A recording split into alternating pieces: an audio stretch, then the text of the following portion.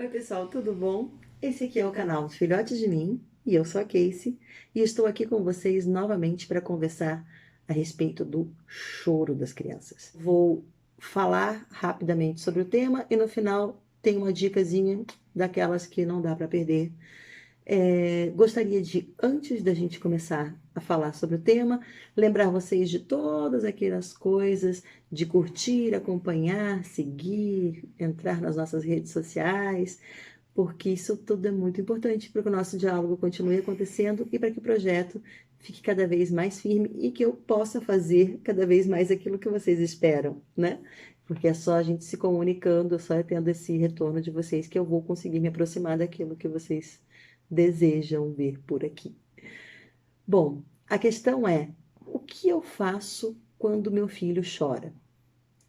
Essa pergunta, ela é muito pertinente porque não tem nada mais desesperador do que a pessoa que a gente mais ama no mundo aos prantos.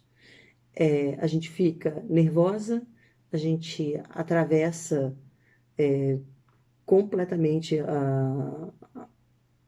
o nosso emocional fica completamente atravessado, ou a gente fica muito brava com aquilo, e às vezes a gente está brava porque a criança está sofrendo e acaba descontando na criança.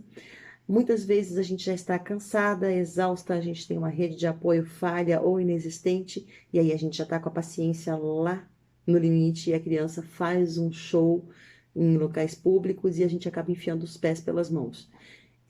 Eu disse que esse ia ser um chama-mãe meio atípico, porque na verdade ele é uma fusão de várias questões que vieram até mim, que eu consegui sintetizar no o que fazer quando meu filho chora. Começa com o que eu já disse num vídeo que provavelmente vai aparecer aqui para vocês em algum lugar, um link agora, quando eu digo para tentar recobrar a calma. Então começa aí. Agora, depois que a gente se acalma, como é que a gente lida com a situação? O lidar com a situação do choro é muito complicado, inclusive porque ele se relaciona com o choro da criança que a gente foi. É um momento que a gente se depara diante da criança que a gente foi, estando no papel dos adultos que a gente teve. E nesse momento, muitas vezes, a gente não foi acolhido. A gente ouviu muito engole o choro, ou as nossas dores foram minimizadas por tá chorando por bobagem, ou uma coisinha de nada, para com isso, bobeira, e todas essas coisas, e aí dói na gente, né? Essa criança interna nossa, ouvindo isso outra vez, dói muito na gente. Então, que a gente possa acolher essa nossa criança, e para acolher a criança do nosso filho que está chorando nesse momento, a gente precisa ter calma e a gente precisa tentar validar o sentimento que os nossos filhos estão tendo naquele momento.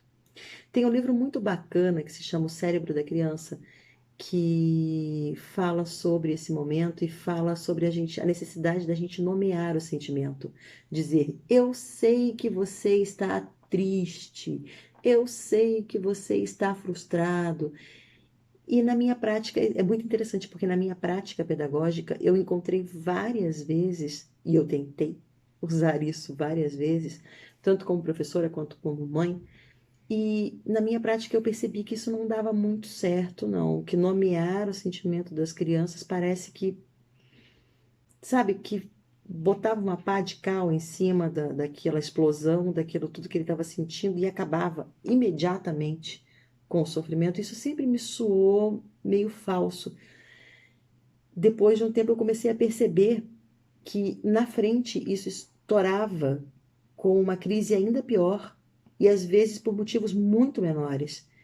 E foi muito interessante, foi uma surpresa muito bacana para mim descobrir que eles estão fazendo nesse momento uma pesquisa e eles estão revendo essa parte, porque eles chegaram a uma conclusão muito próxima a essa conclusão que nós, como educadores e pais, poderíamos já estar desenvolvendo, que eu consegui observar na minha prática, que é que você nomear esse sentimento imediatamente no lugar da criança é uma coisa que abafa o sentimento e que põe uma pedra ali em cima da vazão emocional desse sentimento e faz com que aquilo fique ali dentro esperando um outro momento para desaguar.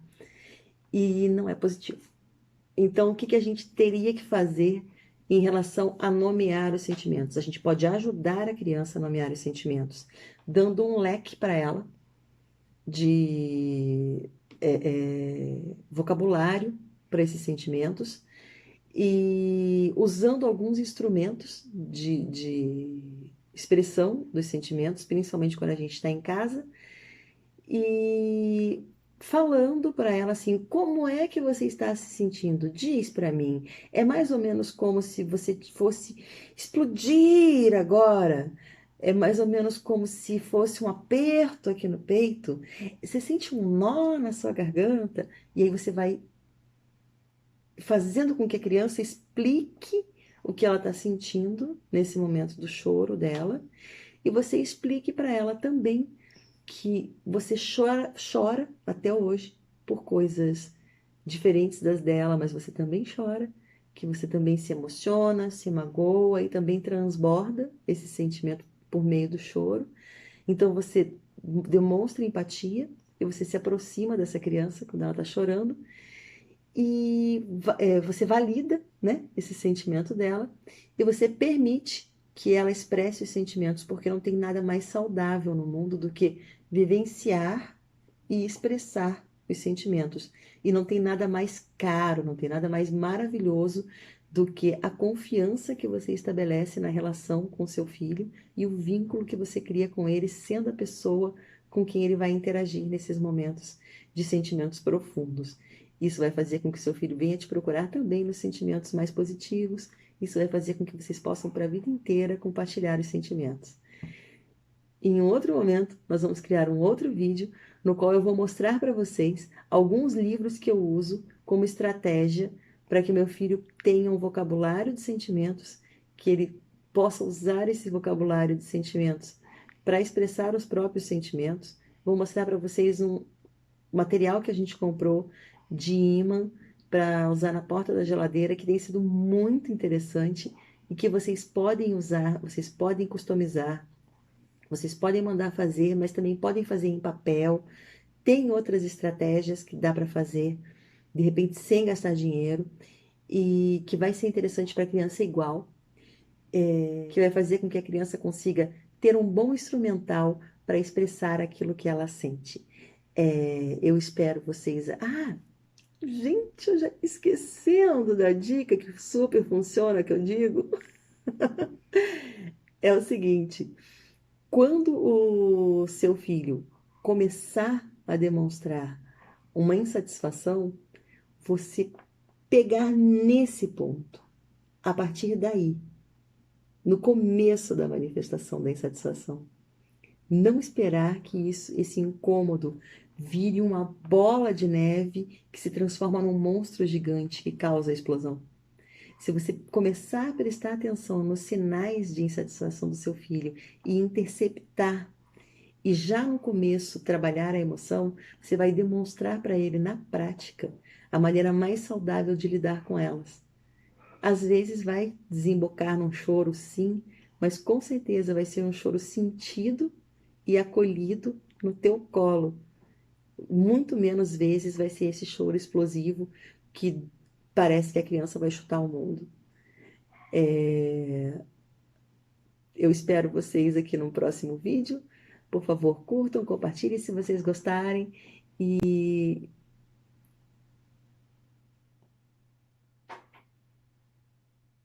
eu espero vocês no próximo vídeo. Curtam, compartilhem, levem essa mensagem adiante se vocês acharam importante. Esse é o projeto Filhote de Mim. É muito importante que a gente entenda quando a criança expressa os sentimentos dela por meio do choro, que isso é necessário. Mas também é muito importante que a gente entenda que nem todo mundo tem noção disso. Então, muitas vezes vai acontecer de você estar tentando fazer com que o seu filho expresse as emoções, que ele permitir que o seu filho expresse as emoções, que você esteja tentando trabalhar com ele essas emoções e que alguém da sua família, do seu grupo de amigos, alguém próximo, interfira e venha com alguma estratégia ultrapassada de tentar tirar o foco da criança, tentar fazer a criança se animar e que olhe para você com aquela cara assim de essa mãe que não sabe fazer o filho parar de chorar. É sério, gente, isso acontece comigo também, isso acontece com todo mundo. Eu sei a sensação que a gente tem nesse momento, eu sei o quanto nós sentimos a frustração de estar sendo interrompidos naquilo que a gente está fazendo, que a gente sabe que a gente está fazendo, mas assim, vale muito mais a pena para o aprendizado do nosso filho e para que ele consiga entender o que é o controle emocional e a importância disso, que a gente consiga respirar fundo para espelhar comportamento para a criança, que a gente consiga respirar fundo e dar de ombros para essa intervenção dessa outra pessoa que está atropelando, que está achando que sabe mais do que você sobre o seu filho. Deixa isso acontecer, dá uma respirada fundo, deixa para lá e depois, num outro momento, retoma a conversa com seu filho sobre aquele tema que eu acho que vai ser muito mais saudável para vocês.